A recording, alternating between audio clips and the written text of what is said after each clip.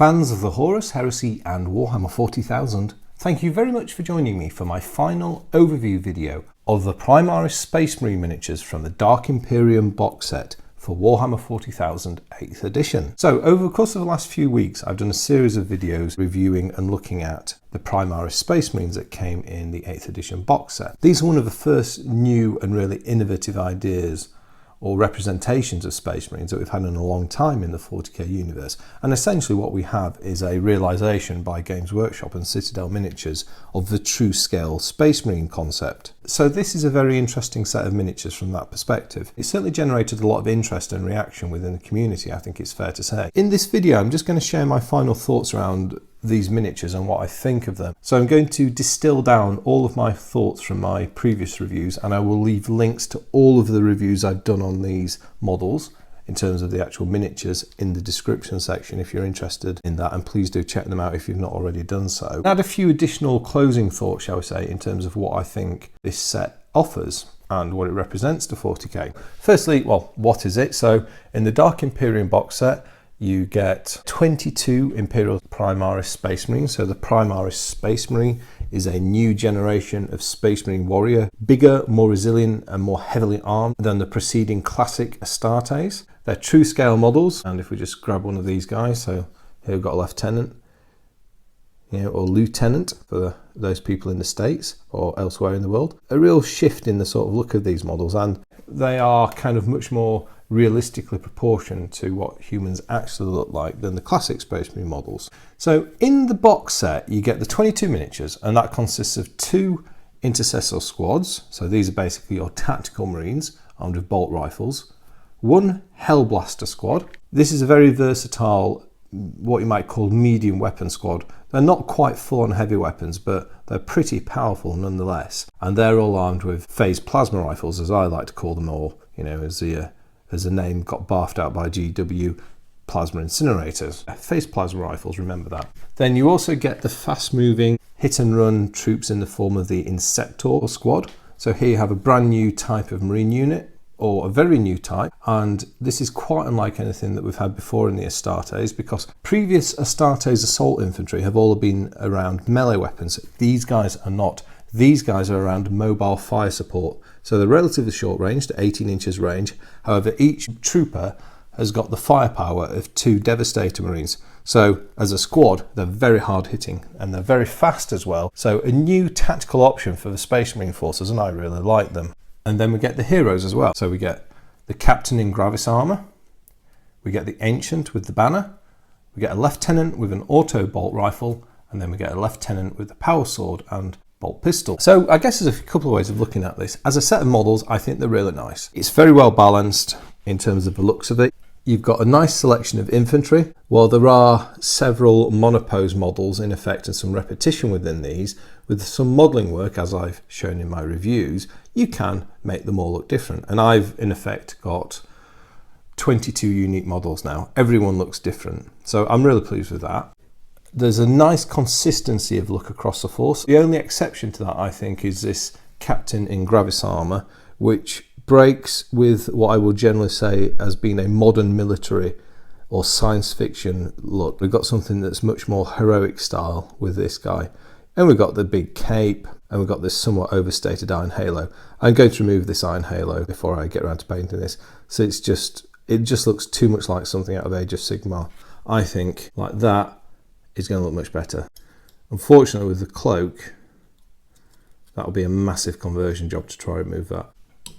So yeah, a good look to them, a nice consistent look to them. By going for a larger scale marine model, the detail has improved compared to previous generations of Space Marine miniatures. And if we just grab one of these guys, we can just have a look at some of these additional details that seem to have come through. So in particular, we've got much better defined details around the undergarment, or the fibre bundle garment that sits underneath the Space Marine armour plates, that is a powered exoskeletal element of the armour. So you get that, then you get good definition on the layered armour, say on the abdomen here. The legs, you've got extra armour layers on there.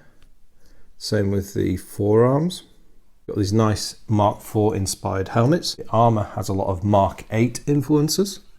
If we look at the Inceptors, we've got even heavier armour, so these got like an extra pauldron sitting on the standard pauldron. They've got heavy, thick forearm armour. They've got these big, hefty jump boots, or bounce boots as I like to call them, and these rather neat and almost perhaps manga-esque flight packs, and unique helmet design as well. Some nice little themes that we've seen in Space Marine models over the year. This guy has got a very classic style respirator head. He doesn't have a helmet, so that perhaps suggests this is a permanent cybernetic modification to him perhaps. So I quite like that feature. That's nice, I like that. As an Iron Hands player, it fits with a common look of Iron Hands Marines in terms of the unhelmeted ones, so I do like that as well. Yeah, so pros and cons. So yeah, pros, well, the general look, the armour design, the weapon design, the bolt rifles, very modern military look compared to previous bolters. They're longer, they're heftier, you've got scopes, you know, you've got tactical rails, a great look to them. Really like all the bolt pistols, the equipment pouches, the helmets, the grenades that have been modelled onto these, and that's consistent throughout the whole set of miniatures, and that's been really well executed, so I do like that. I think there's loads of pros to go with these miniatures. There's a few cons in terms of the styling and the look of them. As I say, I'm not overly keen on the Gravis Armoured Captain compared to the rest. I feel his gear is out of character. He looks too much like a hero. He looks too much like a fantasy hero compared to the rest of the Primaris Marines, who've got a strong, real-world, hard sci-fi military look to them.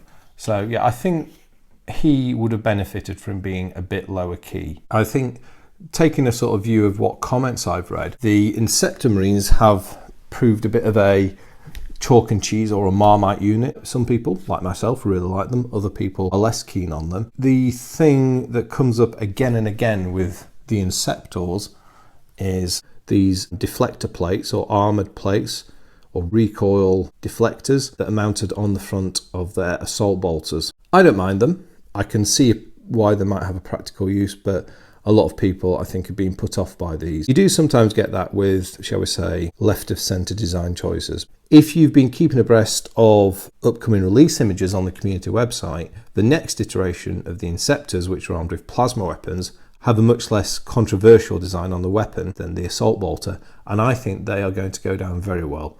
And while I'm not planning to really buy many more Primaris models, there are a handful I've spied, and the plasma armed Inceptor Marines I am looking out for. I do like those. Another thing to comment on with this group of miniatures is the quality of the models, and this is an area where this is a strange bunch. Universally, the end result is really high quality miniatures. They're great, and while they're monopose, there are advantages of monopose miniatures. You know, for example, this guy with this bolt rifle. With a multi-part Marine model, you would struggle to get a guy in that pose with a bolter held in so tight to his chest.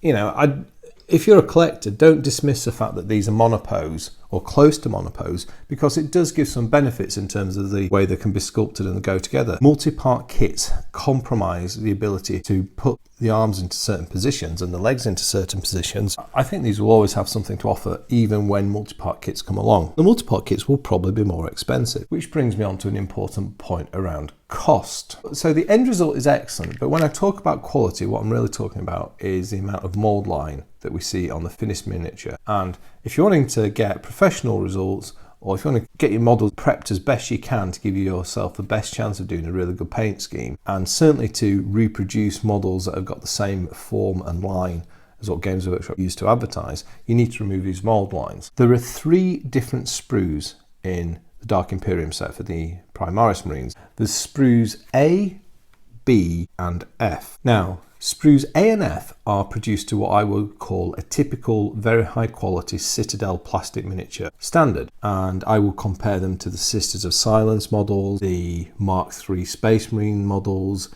and the Adeptus Astartes that I got in the Betrayal of Calth box set, and also these easy to build Space Marine Reavers, which are very good. Big thumbs up for those. There was very little work to do in terms of mold line removal, and that's really good. However, the models on sprue B, which is the Inceptors, 4 of the Marines for Intercessor Squad B, and 4 of the Marines for the Hellblaster Squad, there were a lot heavier mould lines on their miniatures, which were on Sprue B, and it just looks to me that Sprue B, I don't know what it is because I don't know Games Workshop's production cycle. I believe from what I've heard, it's all done in-house. It just seems to me that for some reason Sprue B hasn't gone through the same cycle of improvement, machining the steel moulds that are used to produce these. And I just wonder if, did they run out of time? Did they run out of budget on this? And they just turned out Sprue B with a mould that led to greater amounts of mould line to remove. I don't know, but it's certainly evident from what you guys and girls have said in the comments, you've seen the same thing. So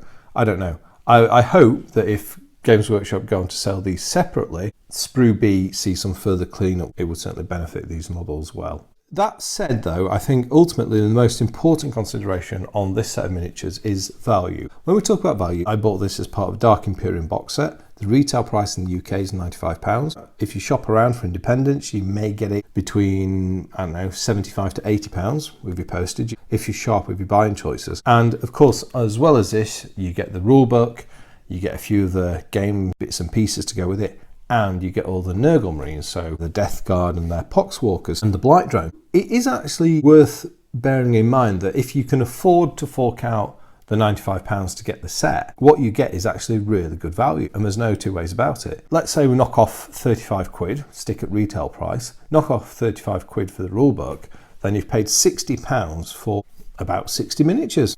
It's about £1 a model. Maybe you might say with these Marines are a bit more expensive, maybe £1.20 model, £1.30 model, but in the realms of Citadel miniatures, and indeed any sci-fi war games miniature at this scale, that is good value. So I think Games Workshop has to be commended for a good value offering, particularly on what has the potential to be such a fine and nice set of models. For me, I'm very positive about this set of miniatures overall. I really like the much more militaristic style and less fantasy style of these guys. I really prefer that. So as to what I'll do with these, well, I'm going to paint these up as a test paint scheme for my Horus Heresy Iron Hands Force. My Horus Heresy Iron Hands Force is almost entirely resin, so it's been a big investment in money and time to prepare, and I'm a little bit nervous about doing the paint scheme, so these guys are a perfect opportunity to test it out on, so that's what I'm going to do with them. So that's, I think, enough about the Primaris Space Marines for now. I hope you've enjoyed listening to my thoughts on these miniatures. As always, please do share your thoughts and observations around these, whether or not you've got this set,